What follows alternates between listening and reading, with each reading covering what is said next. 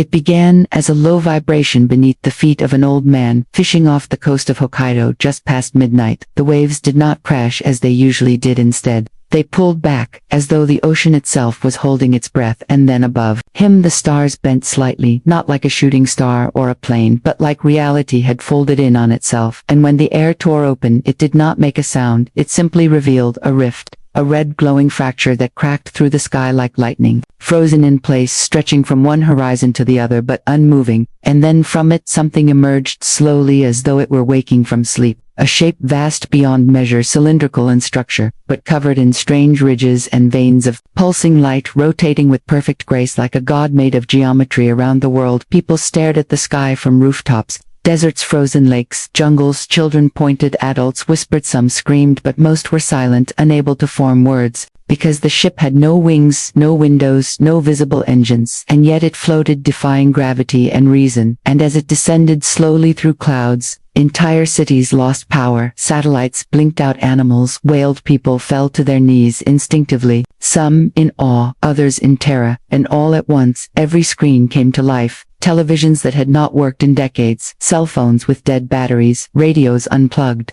Every surface that could reflect light bent into shape, and from the static emerged a face. It was not a face like a human's, nor was it monstrous. Instead, it was a presence, a shape made of color and shifting texture, a pattern that seemed to pulse with each heartbeat.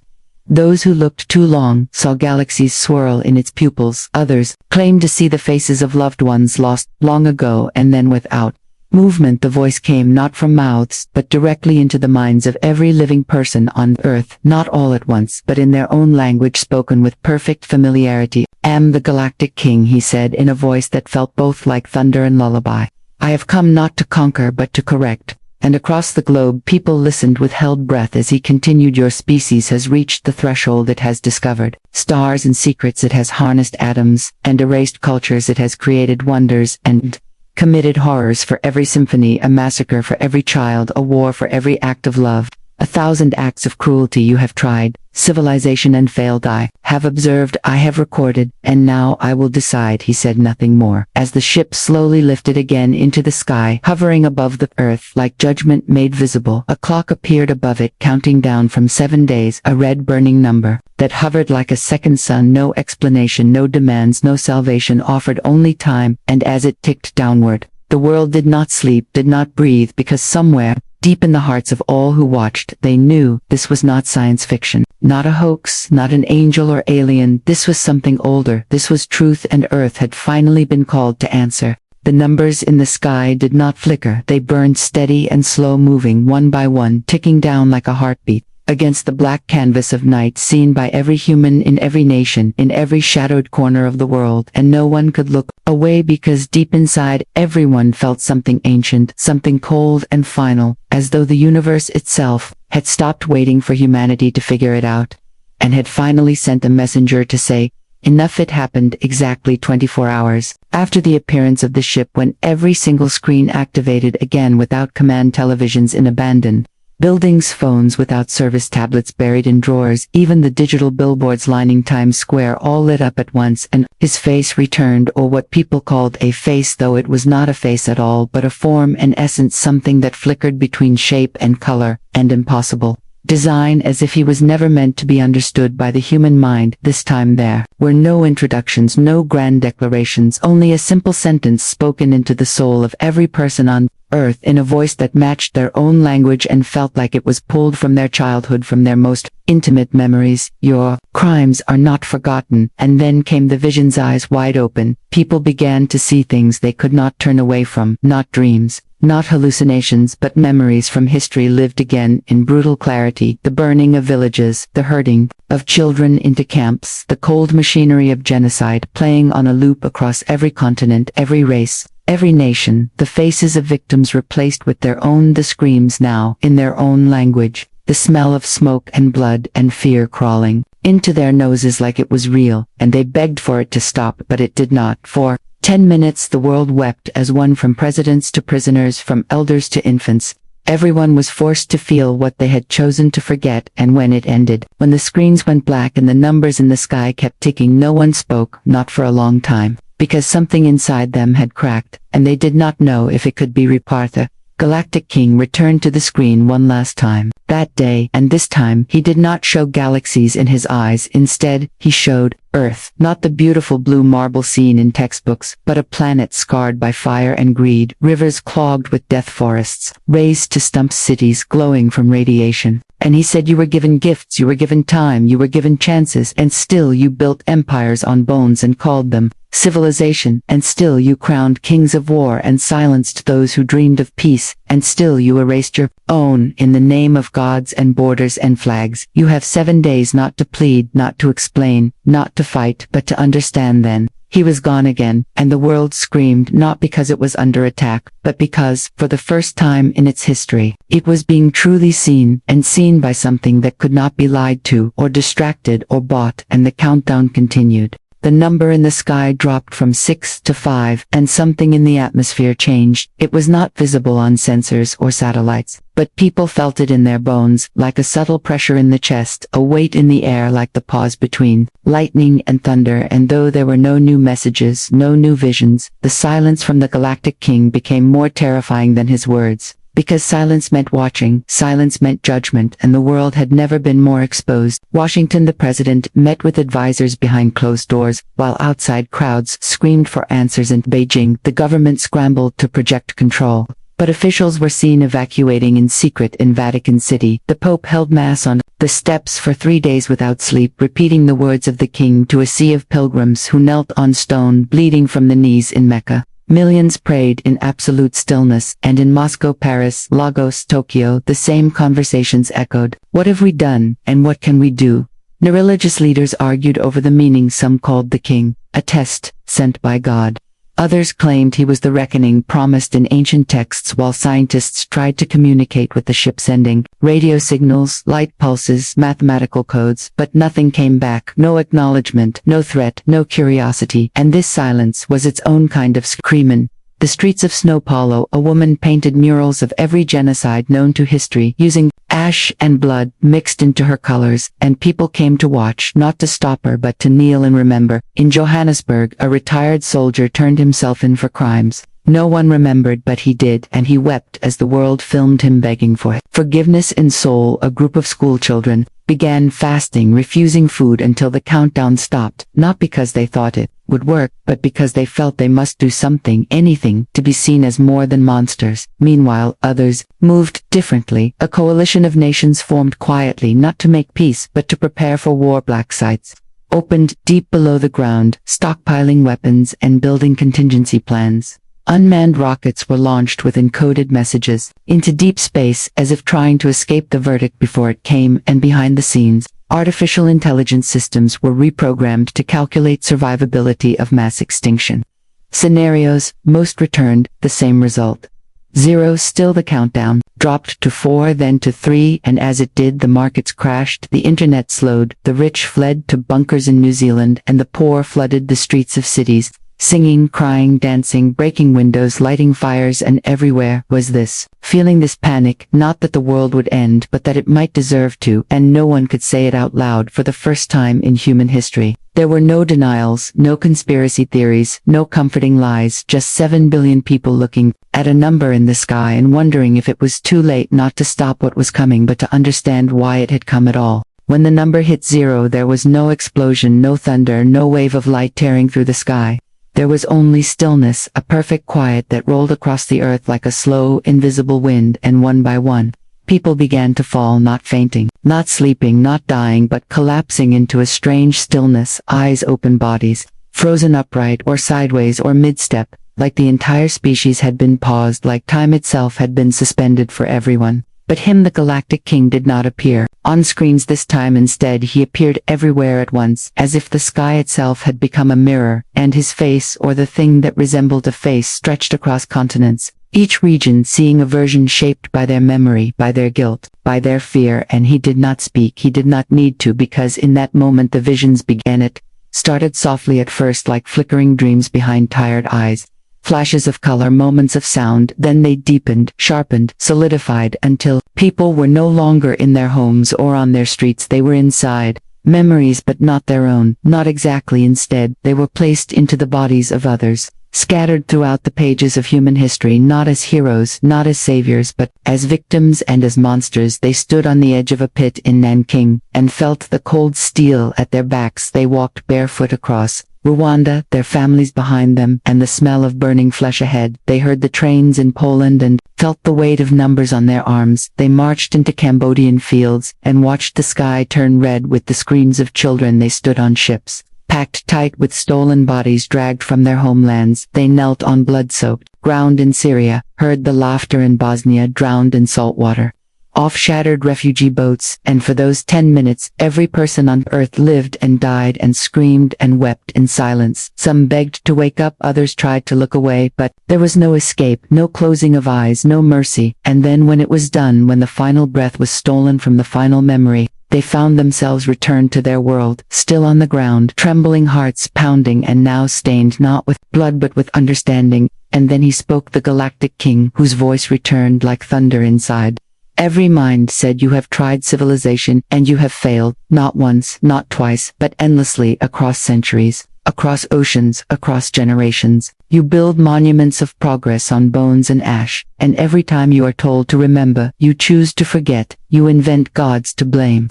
You write books to twist the truth. You build borders to hide behind, and in the silence between your wars, you smile and call yourselves civilized today. You have seen yourselves not from the outside but from within, not as victims but as perpetrators and witnesses and ghosts. There will be no punishment, only the mere eye will not return to speak again. The skies cleared and the numbers vanished, but the world did not cheer, because somewhere deep inside it knew this was not mercy, this was the verdict. After the Galactic King vanished, the skies did not tear open, the ground did not shake, and no wave of fire swallowed cities. There were no signs of destruction, no countdowns, no warnings, no death rays or alien armies or collapsing moons. And yet, in every corner of the earth, people felt like something inside them had broken, something deep and sacred and unspoken, because the silence that followed his departure was not peace. It was judgment, and they knew it. In New York, people stood still in the streets for hours. Some cried without knowing why, others screamed into the sky hoping for a reply they knew would never come, and a few simply walked into the sea, fully clothed with eyes wide open, as if trying to return to something older and cleaner. In Mumbai, a boy walked through the slums, painting the symbol of the king on every wall in red mud, while crowds followed him in total silence. In Cairo, a historian burned his entire archive, claiming it was all lies, carefully bound in leather and dust. And in Berlin, a cathedral that had survived 2 world wars was found empty of pews, stripped bare, with a single message scratched into the stone walls: we remember too late. The collapse was slow but total. Leaders resigned on live broadcasts, crying, unable to speak or explain. Generals walked away from nuclear silos with keys still in hand. CEOs liquidated their assets and gave them 2 orphanages that had once been ignored for decades. And in the midst of this unraveling came something stranger than fear, a pause, a great holding of breath, as if the world had no idea what to do next, because the enemy had not destroyed them, it had simply left them with themselves. Markets crashed harder than any previous recession, not because of war but because belief itself had crumbled. Money became numbers without value. Stock tickers slowed, then stopped, and in a week, the global economy froze. And yet, there were no riots, not at first. Instead, there was stillness, like a beast, stunned by its own reflection and soul. Thousands of people walked into the streets, dressed in white, holding mirrors above their heads, showing their own faces to the sky. In Buenos Aires, churches turned into shelters, mosques into libraries, temples into clinics, as though the holy places had remembered their purpose. But it did not last. Within weeks, the divide appeared again. Slowly, then sharply. Those who wanted to rebuild, to heal, to reflect, clashed with those who felt betrayed, who wanted to fight back, to prepare for the next judgment, if it ever came. Lines were drawn, not between countries but within homes and hearts and cities, split into 2 philosophies: redemption through unity, or survival through strength, and neither trusted the other. Still, the king did not return. His ship never reappeared. The stars remained still, and the skies were silent, as if daring humanity to act without direction, to choose a path without threat or guidance or reward. And this terrified them more than any weapon ever could, because now, Earth was free but not forgiven, and no one knew what to do with that. The silence of the Galactic King became a myth, and then a memory, but the vision he left behind did not fade, and across the earth a new kind of movement began to form, one without borders or leaders or armies, but with one unshakable belief that justice must come from within, and it began with whispers online, with documents leaked to the public, with names that had once been buried, rising like ghosts, and with faces once untouchable now plastered across buildings and screens, with one message burned beneath them. We remembered they called themselves the Reckoners, not born of governments or faiths or corporations, but of convictions scattered across continents, connected by grief and rage and purpose. They hunted warlords hiding behind diplomatic immunity, generals living in exile, corporate heads who funded conflict from behind gold curtains, politicians who sent bombs in the name of peace, and for each one they found they did not kill them. Instead, they brought them into the light. The trials were broadcast live from ruined buildings and refugee camps, from empty stadiums and forest clearings. The Reckoners showed the world what the Galactic King had seen through the eyes of victims, through confessions, through recovered files and testimony, and the world watched, not with bloodlust, but with something colder, something deeper, a desire to understand if justice could still exist after mercy had left. In Nairobi, a former president was placed in a glass room, surrounded by survivors. His voice cracked as he read the names of villages burned in silence. In Quebec, an arms dealer was brought to the border of the country he once ravaged and made to walk across under the watch of those who had survived his weapons. In Jakarta, a tribunal of children judged a man who had profited off child labor, each one reading the stories of the ones who never lived to speak, and the man wept and collapsed, and the tribunal only stood in silence. The Reckoners had no flag, no anthem, no logo, only a code of truth, exposure, accountability, and remembrance. They did not believe the Galactic King would return. They believed he had already given them everything they needed, and it was up to humanity to decide what to do with it. And so they worked city by city, story by story, unburying every hidden atrocity that could still be found. But not all agreed. Another faction rose in the shadows, calling themselves the Architects, claiming that strength, not shame, would save the world, that the Galactic King had tested them not to break them but to provoke their evolution. And so they built weapons and bunkers and firewalls. They trained children in survival and told them mercy was weakness. They rejected the Reckoners and vowed that if the sky ever opened again, they would not kneel. The world was no longer one world, it was two futures, colliding beneath a quiet sky, and in the spaces between those futures, ordinary people tried to live, to work, to dream, but the question remained in every home and every heart: what do we do now that we have seen ourselves, and what will the stars think the next time they look back? It was in the frozen heart of Antarctica where the next message was found, not in the sky, not on screens, but beneath the ice, buried under meters of untouched cold, in a place no one had ever lived and no one was meant to find. But a team of scientists, mapping ice melt, stumbled on something impossible, a perfect shape.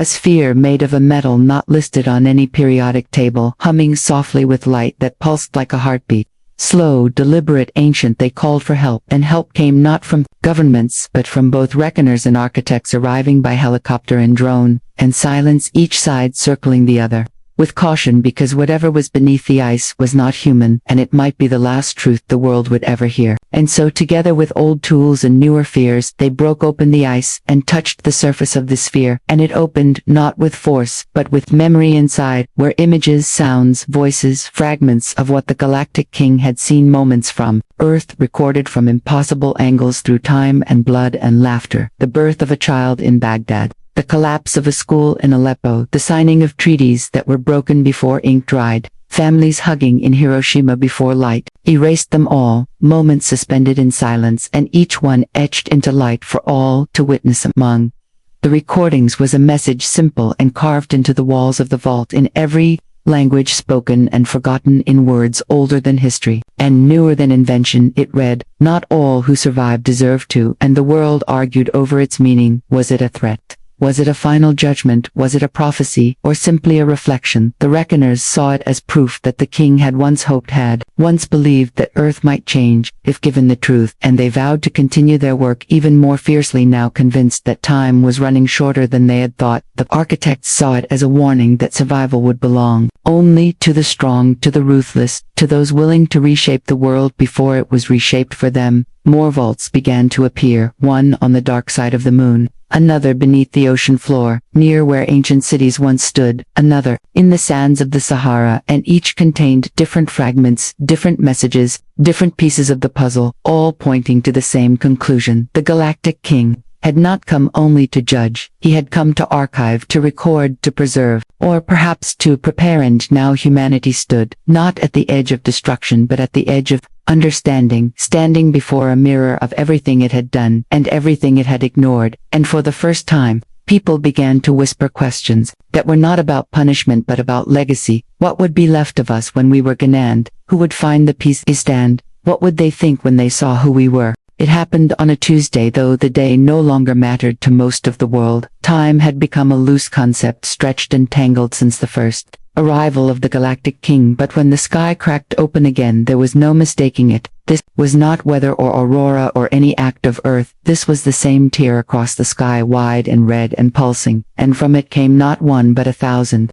Ships. They emerged like seeds caught in the wind, some small and silent, others vast and shaped, like prisms or wings or bones, and they surrounded Earth, without a sound, not forming a line or a wall or an orbit, but floating in patterns that felt like language, as if the sky was speaking in symbols too large for the human mind to translate. And they did not fire, they did not speak, they only watched. Drones were released from the ships, tiny machines of light and glass, descending slowly into cities across the globe, hovering just above rooftops, drifting through broken windows, through temples, through market stalls, through shelters. They made no sound, they touched nothing, but they recorded everything, every face, every choice, every act of violence or compassion, every lie and every sacrifice, and people did not know whether to hide or stand tall, so they did both. Some greeted the drones with open arms, offering food, offering stories, offering apologies. Some tried to attack them with rocks, with bullets, with hatred, only to see their weapons dissolve into nothing. Some simply ignored them, continuing their lives beneath their gaze, pretending the stars were not watching again, but everyone felt it.